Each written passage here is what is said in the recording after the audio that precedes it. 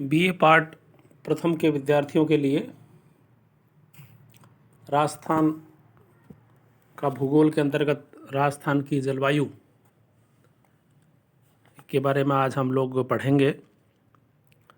विद्यार्थियों, जैसा कि आप जानते हैं कि राजस्थान बहुत बड़ा राज्य है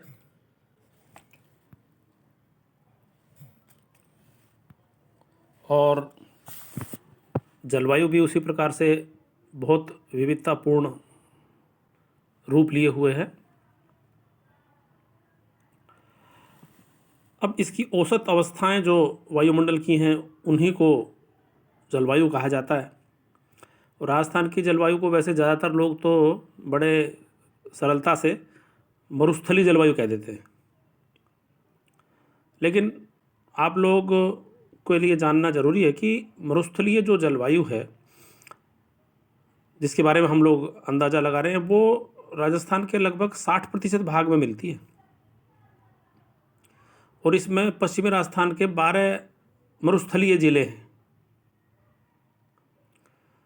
और नाम अगर हम गिनना चाहें तो श्री गंगानगर, हनुमानगढ़, बीकानेर, जोधपुर, जालौर, जैसलमेर, बाड़मेर, पाली, चूरू, नागौर, सीकर, झुंझुनू, ये सभी है। इनमें ये मरुस्थलीय जलवायु मिलती है। इसके अलावा भी आसपास के जो ज़िले हैं वहाँ पर भी मरुस्थलीकरण की समस्या देखने को हमें मिल जाती है। राजस्थान की जलवायु तो मरुस्थलीय तो ज़रूर है। इसमें जयपुर, टोंक, अजमेर, भीलवाड़ा, चित्तौड़गढ़, करौली, सवाई माधोपुर और अलवर, भरतपुर, इन जिलों में अर्धशुष्क प्रकार की जलवायु मिलती है। और इसके अलावा कुछ ज़िले तो ऐसे हैं जैसे डूंगरपुर, उदयपुर, राजसमंद, सिरोही, बूंदी, कोटा, इनमें तो जलवायु उप आर्द्र प्रकार की है।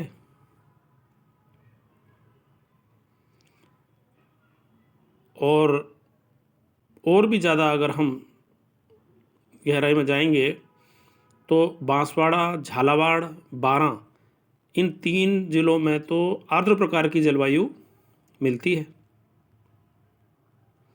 तो इस तरह राजस्थान में दुनिया में जो मुख्य जलवायु मिलती हैं उसमें 4 तरह की जलवायु हमें मिल जाती है।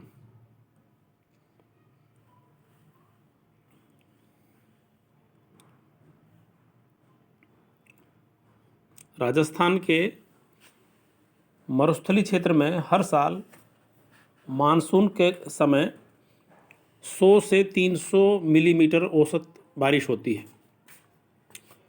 और 2006 के वर्षा काल में बाड़मेर के कवास, जगह का नाम है, उत्तरलाई और मालवा, इन गांवों में तो बाढ़ आ गई थी। यहाँ 18 अगस्त से लेकर के 5 सितंबर 2006 के बीच में करीब 720 मिलीमीटर वर्षा मापी गई और पिछले 100 सालों में ऐसा कभी नहीं हुआ था। यही हाल पाली, जालौर, जोधपुर आदि जो मरुस्थलीय जिले हैं उनका भी हुआ था। यहाँ पर दिन का तापमान तो ज़्यादा होता है और चूरू, फलौदी, जोधपुर, यहाँ पर तो कभी कभी 45 डिग्री सेल्सियस तक गर्मी के मौसम में पहुँच जाता है। लेकिन शाम के टाइम में बालू या रेत जो है वो ठंडी होने लग जाती है और रात के समय तो ये बहुत ही अनुकूल, सुहावनी होती है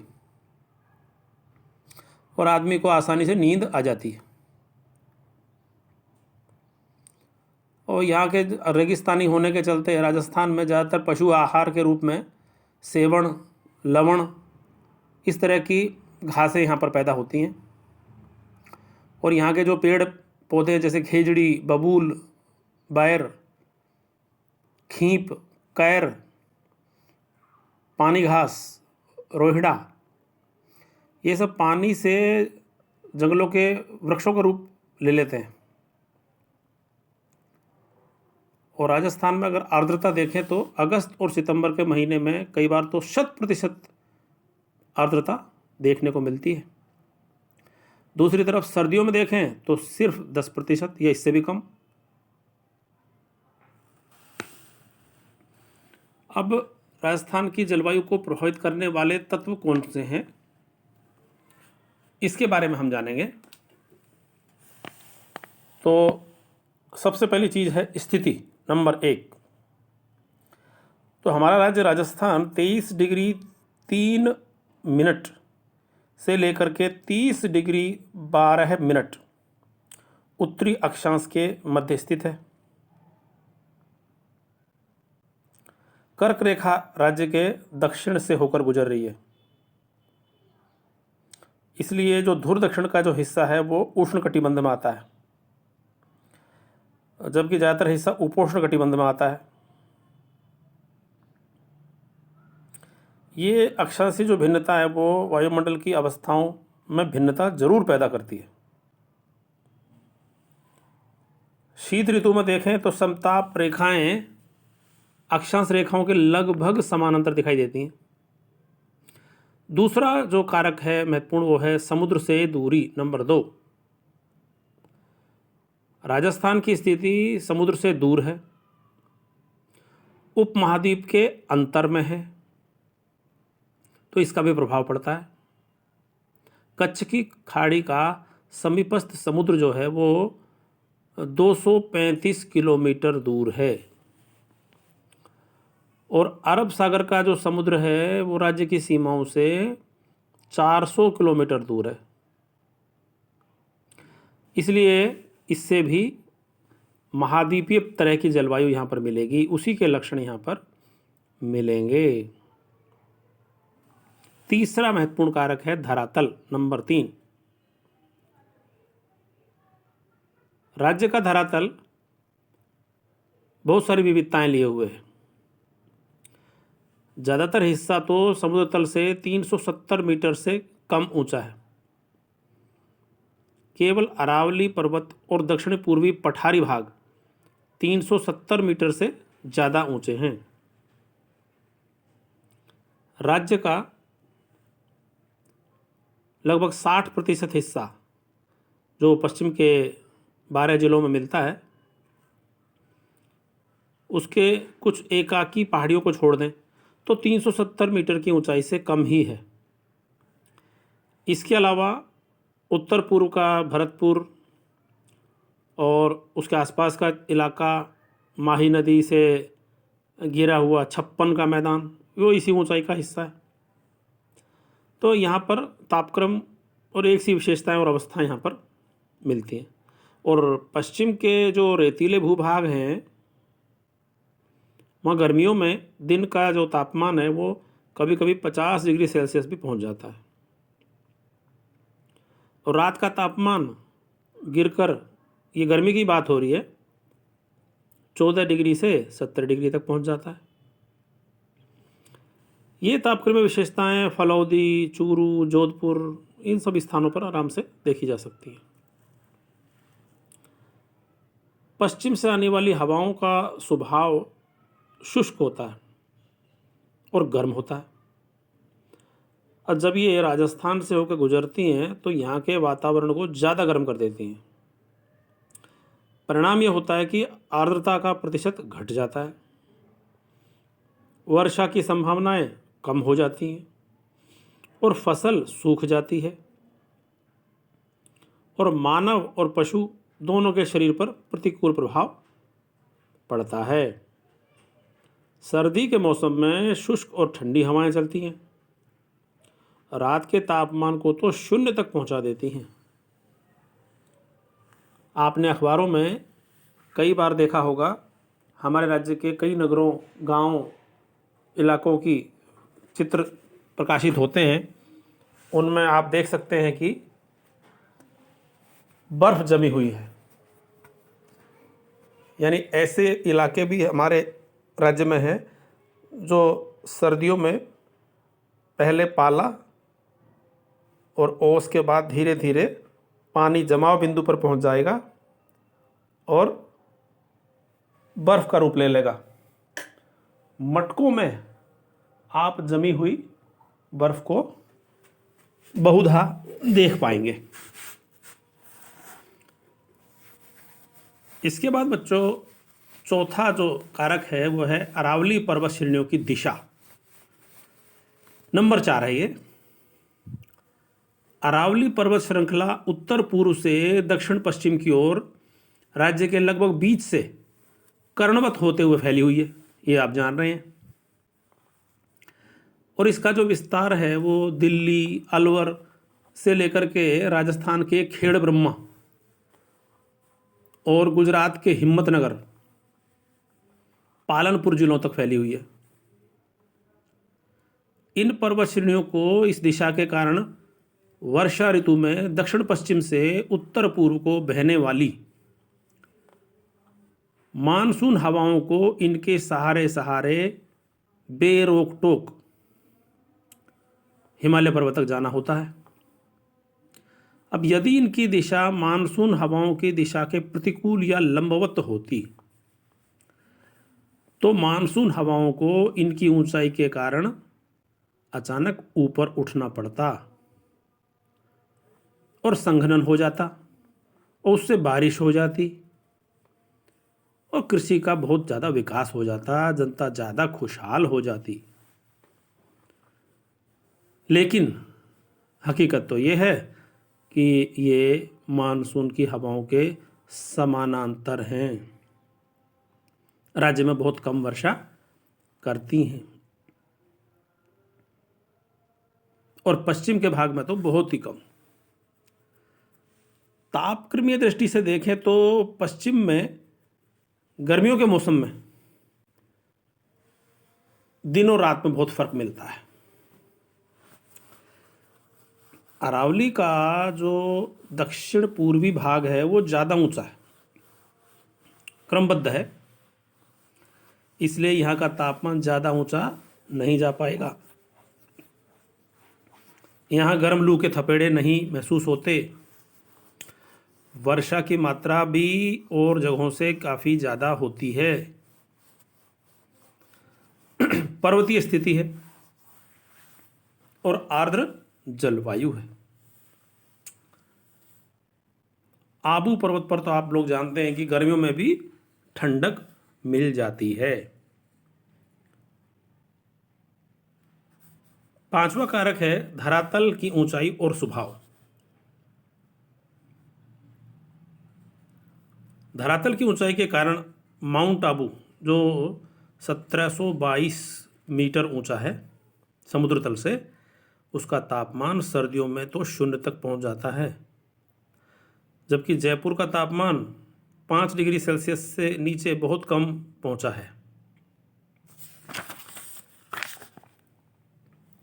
ज़्यादातर हिस्से 370 मीटर की समोच्च रेखा से नीचे ही हैं। इनका जो तापमान है वो अरावली पर्वत के पश्चिम में लगभग समान रहता है और पूर्व में भी समान रहता है। तो इस तरह से बरसात, आर्द्रता यानी नमी, हवाएं और बादलों की जो हालत है वो दोनों ओर एक समान ही मिलती है। अरावली के पश्चिम की जो रेतीली मरुस्थलीय प्रकृति है वो भूमि में तापक्रम भी ज़्यादा पाया जाता है। तो ये कुछ कारक हुए जो राजस्थान में जलवायु को प्रभावित करते हैं, उसके ऊपर असर डालते हैं। अब राजस्थान की जलवायु की विशेषताएं। अब राजस्थान भौगोलिक दृष्टि से अपनी एक अलग पहचान रखता है। धरातल, समुद्र से दूरी, ये सब चीज़ें हमने अभी चर्चा की है। तो पहली जो विशेषता है यहाँ की जलवायु की वो है भिन्न जलवायु प्रदेश। नंबर 1, क्योंकि इस राज्य में इसमें शुष्क जलवायु प्रदेश भी है तो अर्ध शुष्क भी है, उप आर्द्र भी है तो आर्द्र भी है और अति आर्द्र भी, जिनका जिक्र कुछ समय पहले ही किया जा चुका है। दूसरा जो इसकी विशेषता है वो है सामयिक वर्षा। तो जो बरसात का जो समय है उसमें 90% से ज़्यादा मानसून के समय में ही बरसात मिलती है। हालांकि सर्दियों में मावठ के रूप में बरसात मिलती है, लेकिन वो बहुत कम होती है। आपको ध्यान होगा जो दिसंबर जनवरी के समय में बरसात होती है उसे मावठ कहते हैं। तीसरी जो विशेषता है वो है अपर्याप्त वर्षा। भाई वर्षा यहाँ पर कम होती है, कारण आपके सामने अभी चर्चा हो चुकी है। कई बार तो अकाल की हालत का सामना हमें करना पड़ता है। यहाँ पर 1999 से 2001 के साल जो थे अकाल के साल थे। 2006 में राज्य के कई जिले अकाल की चपेट में आ गए। चौथी जो विशेषता है वो है वर्षा की अनिश्चितता। वर्षा होना निश्चित नहीं है। कई बार राज्य में पूर्ण सूखा रहता है और जल, चारे, अनाज की अनुपलब्धता, ये सारी स्थितियां आ जाती हैं। पांचवी विशेषता है वर्षा की अनियमितता। कभी किसी वर्ष में वर्षा हो तो जाती है, कभी नहीं होती है। कभी जून में ही शुरू हो जाती है, कभी सितंबर तक शुरू नहीं होती है। कभी ज़्यादातर वर्षा जुलाई में ही हो जाती है, कभी जुलाई महीना सूखा रह जाता है। छठी विशेषता है वर्षा की असमानता। वर्षा राज्य में सभी जगहों पर एक समान नहीं होती। कहीं पर तो 1000 मिलीमीटर से ज़्यादा वर्षा होती है, तो कहीं जैसलमेर ज़िले को देखें तो 50 मिलीमीटर से भी कम बरसात होती है। इसलिए रेगिस्तानी मरुस्थल के 11-12 ज़िले पानी की कमी से हमेशा जूझते रहते हैं। कभी कभी बरसात का पानी बहुत ज़्यादा गिर जाता है, बाढ़ आ जाती है। 1981 में जयपुर में बाढ़ आ गई। 1975 में सांभर में बाढ़ आई। 1980 में जोधपुर में बाढ़ आ गई। सन 2000 में लूणकरणसर में बाढ़ आई। 2006 में बाड़मेर के कवास में, जालौर, पाली, जोधपुर जिलों में बरसात के कारण बाढ़ आ गई। राज्य में 24 घंटे में ज़्यादा पानी गिरने से बाढ़ आ जाती है अक्सर। जबकि पश्चिम राजस्थान में बहुत कम वर्षा होती है। सन 2006 में उदयपुर संभाग में 1240 मिलीमीटर बरसात हुई। उदयपुर जिले में 1787 मिलीमीटर बरसात हुई, जो कि एक अपने आप में एक रिकॉर्ड है। सातवीं विशेषता है खंड वृष्टि। राजस्थान में वर्षा की असमानता राज्य के पूर्व या पश्चिम तक ही सीमित नहीं है। कभी कभी किसी एक गांव या गांव के समूह में बरसात बहुत ज़्यादा हो जाती है, जबकि उसके आसपास के खेत, खलिहान और गांव सूखे रह जाते हैं। इसे खंड वृष्टि भी कहते हैं। आठवीं विशेषता है अतिवृष्टि। वर्षा विचित्र है। यहाँ पर कहीं 24 घंटे में 200 से 300 मिलीमीटर की बरसात हो जाती है। अतिवृष्टि अनुभव की जाती है। एनीकट टूट जाते हैं, तालाब टूट जाते हैं, जनधन की हानि होती है, मृदा का अपरदन होता है। 1981 में जयपुर में बहुत ज़्यादा बारिश हो गई थी। इसी तरह से अभी चर्चा हुई कि जोधपुर, फलौदी, सांभर, लेकिन जगहों पर बादल फटे थे, बहुत ज़्यादा बरसात हो गई थी। बादल फटने का असर आप लोग जानते ही हैं। नंबर 9 पर जो विशेषता है वो है अनावृष्टि। राज्य में ज़्यादातर जो वर्षा की कमी ही मिलती है। पर्याप्त वर्षा या सामान्य वर्षा तो कभी कभार ही हो पाती है। इसी कारण से राज्य का आर्थिक विकास भी अच्छी तरीके से हो नहीं पाया है। वर्षा पर ही सारी फसलें, पशु उद्योग, ये सारे के सारे निर्भर करते हैं। 10वीं विशेषता है तापमान में भिन्नता। शीत ऋतु में तो राज्य का औसत तापमान 12 डिग्री सेल्सियस से 17 डिग्री सेल्सियस रहता है, जबकि गर्मियों में देखें तो औसत तापमान 35 डिग्री से 40 डिग्री सेल्सियस रहता है। वर्षा ऋतु में 28 डिग्री से 30 डिग्री सेल्सियस तक तापमान मिलता है। राज्य में दैनिक, मासिक और वार्षिक अधिकतम और न्यूनतम तापक्रम में पूर्व पश्चिम और उत्तर दक्षिण में बहुत अंतर मिलता है। चूरू का न्यूनतम तापमान सर्दियों में -1 डिग्री सेल्सियस पहुंच जाता है, जबकि चूरू और धौलपुर का अधिकतम तापमान 48 डिग्री से 50 डिग्री सेल्सियस तक ऊंचा चला जाता है। उदयपुर का तापमान सामान्य रहता है, जबकि जो राजधानी है जयपुर, उसका तापमान सर्दियों में 3 डिग्री सेल्सियस और गर्मियों में 45 डिग्री सेल्सियस तक पहुंच जाता है। पश्चिम में देखें तो फलौदी का गर्मियों का तापमान 50 डिग्री सेल्सियस से भी ऊंचा चला जाता है। माउंट आबू का 29 जनवरी सन 2000 का तापमान 0 डिग्री से भी नीचे चला गया था। राज्य के अलग अलग स्थानों में दैनिक, मासिक और वार्षिक और औसत तापमान में बहुत सारा फर्क और भिन्नता मिलती है। 11वीं विशेषता है आर्द्रता में अंतर।